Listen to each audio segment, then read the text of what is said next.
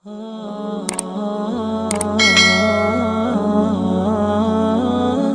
باللہ من الشیطان الرجیم بسم اللہ الرحمن الرحیم لأی یوم اجلت لیوم الفصل وما ادراک ما یوم الفصل ویل یومئذ للمکذبین ألم نهلك الأولين ثم نتبعهم الآخرين كذلك نفعل بالمجرمين ويل يومئذ للمكذبين ألم نخلقكم من ماء مهين فجعلناه في قرار مكين إلى قدر معلوم فقدرنا فنعم القادرون ويل يومئذ للمكذبين ألم نجعل الأرض كفاة أحياء وأمواتا وجعلنا فيها رواسي شامخات وأسقيناكم ماء فراتا ويل يومئذ للمكذبين۔ کس دن کے لیے رسولوں کو مؤخر کیا گیا تھا؟ فیصلے کے دن کے لیے۔ اور کیا آپ کو معلوم ہے فیصلے کا دن کیا ہے؟ اس دن جھٹلانے والوں کے لیے بڑی کمبختی ہے۔ کیا ہم نے اگلوں کو ہلاک نہیں کیا پھر ہم دوسروں کو ان کے پیچھے لگا دیتے ہیں؟ اسی طرح ہم مجرموں کے ساتھ کرتے ہیں۔ اس دن جھٹلانے والوں کے لیے بڑا عذاب ہے۔ کیا ہم نے تم کو بے قدر پانی سے پیدا نہیں کیا؟ ہم نے اسے محفوظ جگہ میں ایک متعین وقت تک رکھا۔ ہم نے اندازہ لگایا، ہم کتنے اچھے اندازہ لگانے والے ہیں۔ اس دن جھٹلانے والوں کے لیے ہلاکت ہے۔ کیا ہم نے زمین کو زندوں اور مردوں کو سمیٹنے والی نہیں بنایا؟ اور ہم نے اس میں اونچے اونچے پہاڑ بنائے، اور ہم نے تم کو میٹھے پانی سے سیراب کیا۔ اس دن جھٹلانے والوں کے لیے بڑی ہلاکت ہے۔ جیسا کہ اس سے پہلے بتایا جا چکا کہ اس سے پہلے والی صورت میں والظالمین اعد لهم عذابا الیما میں اللہ تبارک و تعالی نے ایک وعدے کی جانب اشارہ کیا تھا کہ ظالمین کے لیے دردناک عذاب تیار کر رکھا ہے۔ تو دردناک عذاب کس دن ہوگا اس کا تذکرہ اس صورت میں اللہ تبارک و تعالی نے فرمایا، اور سورت شروع کرنے سے پہلے سورت کے شروع میں کچھ چیزوں کی قسمیں کھائی، اس کی وضاحت گزر گئی۔ لأی یوم اجلت، کس دن کے لیے رسولوں کا معاملہ مؤخر کیا گیا؟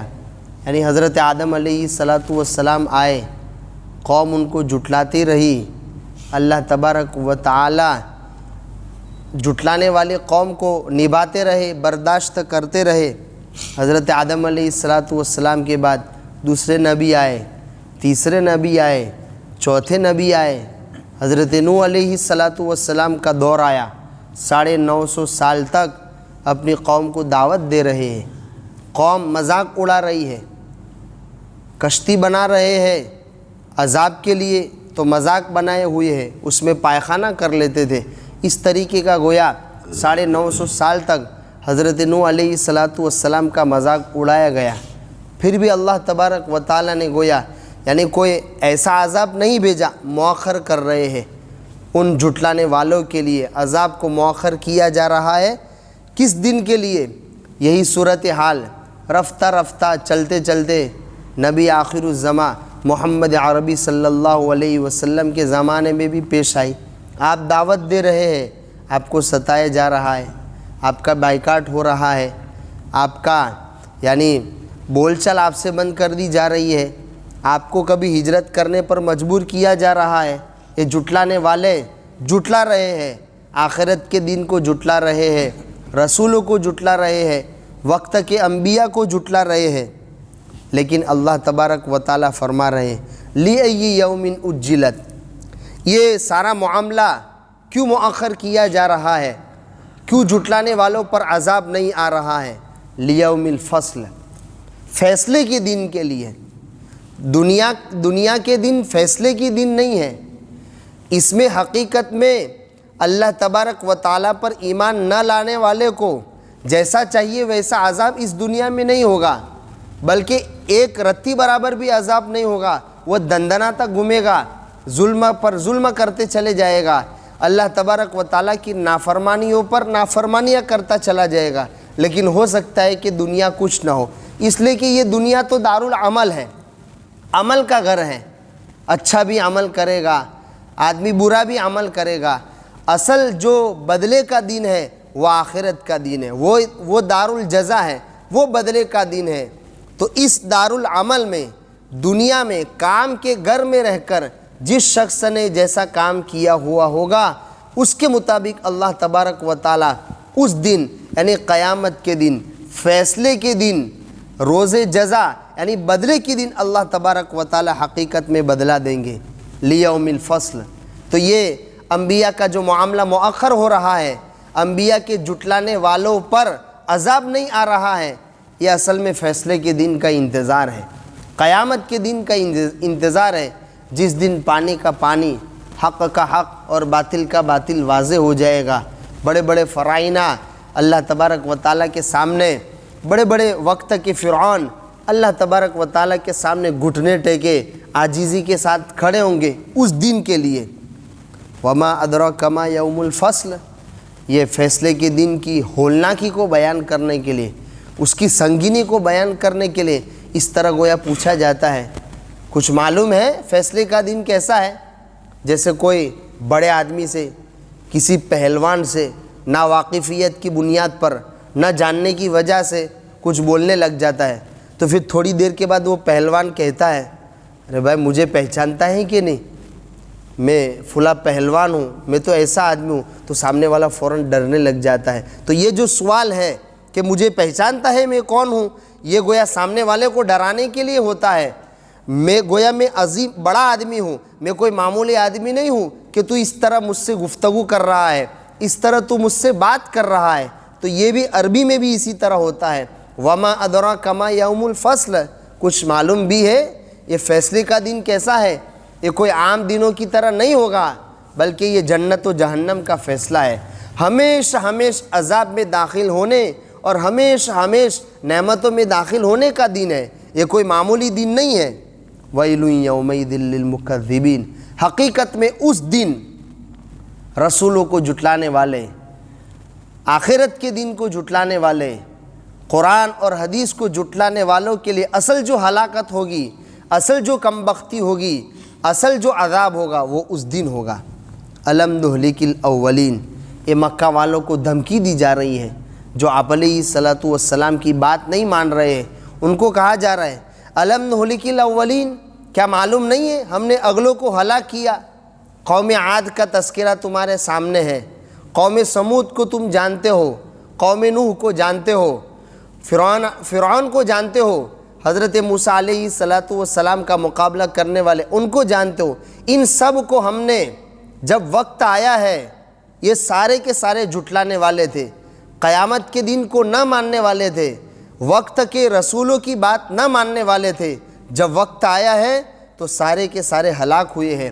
فرعون کو ڈبویا ہے، دریائے نیل اب بھی گواہ ہے، اب بھی گواہی دے گا۔ تاریخ کی کتابیں بھری پڑی ہے، اس کے تذکرے سے کوئی کتاب خالی نہیں کہ دنیا میں ایسا واقعہ پیش آ گیا ہے۔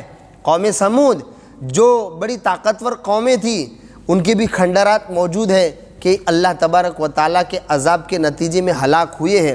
تو جب ان واقعات کو تم جانتے ہو، پھر بھی تم نبی آخر الزماں محمد عربی صلی اللہ علیہ وسلم کی تکذیب کرتے ہو، ان کی بات نہیں مانتے ہو۔ ثم نتبعهم الآخرین، پھر ہم دوسروں کو بھی ان کے پیچھے چلتا کریں گے، یعنی جیسے ہم نے ان کو ہلاک کیا رسولوں کو جھٹلانے کی وجہ سے، رسولوں کی بات نہ ماننے کی وجہ سے، تو ہم تم کو بھی ہلاک کر دیں گے۔ کذالک نفعل بالمجرمین، یہ ہمارا اصول ہے، یہ ہمارا رولس ہے، مجرموں کے ساتھ ہم اسی طرح کرتے ہیں۔ ویل یومئذ للمکذبین، اس دن جھٹلانے والوں کے لیے بڑی ہلاکت ہے۔ پھر جو لوگ باس بادل موت کو نہیں مانتے، دوبارہ زندہ ہونے کو ناممکن سمجھتے ہیں، امپوسیبل سمجھتے ہیں کہ ایسا ہوتا ہوگا، انسان مرنے کے بعد پتہ نہیں اس کے جسم کے اجزاء کہاں کہاں چلے گئے، کون سے سمندر میں کوئی آدمی ڈوب کر مر گیا ہوگا، کہاں جا کے اس کے اجزاء کو تلاش کیا جائے گا، کہاں جا کے اس کے جسم کے ایک ایک ذرے کو تلاش کر کے جمع کیا جائے گا۔ تو جو لوگ دوبارہ زندہ ہونے کو، انسان کے دوبارہ زندہ کیے جانے کو امپوسیبل سمجھتے ہیں، ناممکن سمجھتے ہیں، ایسے لوگوں کے لیے اللہ تبارک و تعالیٰ نے یہ کہا ذرا اپنی ابتدائی تخلیق پر غور کر لے، تو کس طرح پیدا ہوا ہے، تو تجھے سمجھ میں آ جائے گا کہ دوبارہ زندہ کیا جانا کوئی مشکل نہیں ہے۔ الم نخلقکم من ماء مہین، کیا ہم نے تم کو بے قدر پانی سے پیدا نہیں کیا، نطفے سے پیدا کیا۔ نطفے میں رکھا کیا ہے؟ کچھ بھی نہیں ہے، لیکن اسی نطفے سے ہم نے گویا ایک انسان کو تیار کیا، اور تیار کرنے کے لیے ہم نے کس طرح نظام بنایا کہ چند مہینے تک ہم نے اس نطفے کی حفاظت کی، مادر رحم میں، ماں کے پیٹ میں ایک فرشتے کو اس پر مقرر کیا، وہ نطفہ یعنی منجمد خون بنا، جمع ہوا خون بنا، پھر کچھ دنوں کے بعد وہ بوٹی بنا، پھر بوٹی میں ہڈیاں پیدا ہوئی، اور پھر یعنی اس کے اندر جان ڈالی گئی، اور رفتہ رفتہ وہ یعنی ایک اچھا سا انسان کی شکل کا ایک بچہ سا 9 مہینے میں تیار ہو گیا، اور ہم نے ماں کی پیٹ سے اس کو باہر نکالا۔ تو نطفہ کوئی ویلیو نہیں ہے، اس کی کوئی وقعت نہیں ہے، اتنی بڑی قدرت والے ہم ہیں کہ اس طرح ہم انسان کو پیدا کر سکتے ہیں۔ تو جو انسان ایک مرتبہ پیدا ہو گیا، اب اگر ہم نے اس کو مار دیا ہے تو دوبارہ اس کے اجزاء کو جمع کر کے، اس کے حصے کو جمع کر کے واپس سے روح ڈالنے میں کون سی بعید بات ہے، کون سی دور بات ہے، ہماری طاقت میں آنے والی بات ہے۔ فَجَعَلْنَاهُ فِي قَرَارٍ مَكِينٍ إِلَى قَدَرٍ مَعْلُومٍ فَقَدَرْنَا فَنِعْمَ الْقَادِرُونَ۔ ہم کتنے اچھے اندازہ لگانے والے ہیں، یعنی کس طرح سندر طریقے سے، اچھی طریقے سے ہم نے انسان کو ماں کے پیٹ میں محفوظ رکھا اور ہم نے تیار کیا۔ وَيْلٌ يَوْمَئِذٍ لِّلْمُكَذِّبِينَ۔ ایک اور مثال دی جا رہی ہے، أَلَمْ نَجْعَلِ الْأَرْضَ كِفَاتًا، کیا ہم نے زمین کو زندوں اور مردوں سب کو سمیٹنے والا نہیں بنایا؟ یہ زمین مردوں کو بھی سمیٹ رہی ہے اور زندوں کو بھی سمیٹ رہی ہے۔ زندوں کو اس طرح سمیٹنے والی ہے کہ سارے زندے اسی پر بستے ہیں، اسی پر چلتے ہیں، اسی پر اپنا مکان بناتے ہیں، اسی پر کھیتی باڑی کرتے ہیں، اور سارے مردے بھی یعنی سارے مردوں کو بھی زمین سمیٹنے والی ہے۔ مولانا اشرف علی تھانوی رحمۃ اللہ علیہ کہتے ہیں چاہے آپ کسی مردوں کو دفن کرو یا کہ جلا دو یا پانی میں ڈوبو دو، کہیں بھی جاؤ، آخر گم گما کے وہ کس کا ہی حصہ بننے والا ہے، وہ زمین کا یعنی مٹی کا ہی حصہ بننے والا ہے۔ تو یہ ساری کی ساری چیزیں گویا مٹی میں ہی دفن ہو رہی ہے۔ تو انسان کی پیدائش بھی گویا مٹی سے ہے، تو جب انسان کی پیدائش مٹی سے ہے تو دوبارہ انسان کو اسی مٹی سے نکال کر زندہ کرنے میں کون سی بعید بات ہے، دوبارہ ہم زندہ کر سکتے ہیں۔ وَجَعَلْنَا فِيهَا رَوَاسِيَ شَامِخَاتٍ۔ ہماری ایک اور قدرت، یہ زمین کسی زمانے میں جب پانی پر بچھائی گئی تو وہ ہلتی تھی، تو اس کے ہلنے کو بند کرنے کے لیے ہم نے بڑی بڑی کیلیں لگائی پہاڑوں کی شکل میں۔ کتنی بڑی طاقتور مخلوق سمجھی جاتی ہے پہاڑ۔ ان پہاڑوں کے ذریعے ہم نے پانی پر بچھائی جانے والی زمین کی حرکت کو روکا ہے۔ تو اتنی بڑی طاقت والے ہم ہیں، گویا یہ پہاڑ اسی زمین سے اٹھے ہیں، ان پہاڑوں کی اٹھان اسی زمین سے ہے۔ تو اسی زمین میں جانے والا انسان چاہے مر کر جا رہا ہو یا زندہ ہو کر جا رہا ہو، زندہ ہو کر اس زمین پر زندگی بسر کر رہا ہو، اس زمین سے انسان کو اٹھانا ہمارے لیے کون سی دور کی بات ہے، یہ ہماری قدرت میں آنے والی بات ہے۔ وَأَسْقَيْنَاكُمْ مَاءً فُرَاتًا۔ تم ہماری قدرت کو نہیں دیکھتے، ہم نے کس طرح تم کو میٹھا پانی دیا، پانی زمین کے اندر چلا جاتا ہے۔ حالانکہ زمین ہم دیکھتے ہیں کہ زمین کے ساتھ ملنے والا پانی تھوڑا سا ہم ہلاتے ہیں تو گدلا ہو جاتا ہے، گندا ہو جاتا ہے، لیکن زمین کے اندر ہی اللہ تبارک و تعالیٰ نے صاف و شفاف لائنیں بنا رکھی ہے، کبھی ٹیوب ویل کے ذریعے، کبھی بورنگ کے ذریعے، کبھی کنویں کے ذریعے، یا کبھی کسی اور طریقے سے آدمی پانی نکال کر صاف و شفاف صاف ستھرا پانی پیتا ہے۔ تو یہ زمین سے ہم نے اس طرح گویا پانی کا نظام چلایا۔ اتنی بڑی قدرت والے ہم ہیں۔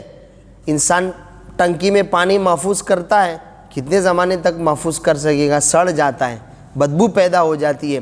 لیکن زمین میں اللہ تبارک و تعالی نے پانی محفوظ کیا، کبھی اس پانی میں بدبو، یہاں گندگی کا کنواں گھر پہ بنا ہوا ہے اور اس کے بازو میں ٹیوب ویل لگی ہوئی ہے، گندگی کا یہ کنواں ہے اور اسی کے 5 فٹ کے پاس ہی قریب میں ہی اچھا سا پانی نکل رہا ہے، مکسر نہیں ہو رہا ہے۔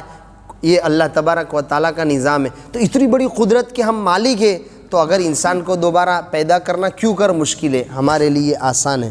نہیں مان رہے ہو، وہی بات، وَيْلٌ يَوْمَئِذٍ لِّلْمُكَذِّبِينَ، جھٹلانے والوں کے لیے جو اللہ تبارک و تعالیٰ کی قدرت کو جھٹلا رہا ہے، اللہ تبارک و تعالیٰ کے ایک ہونے کو جھٹلا رہا ہے، رسول کو جھٹلا رہا ہے، ایسے لوگوں کے لیے قیامت کے دن کم بختی ہے۔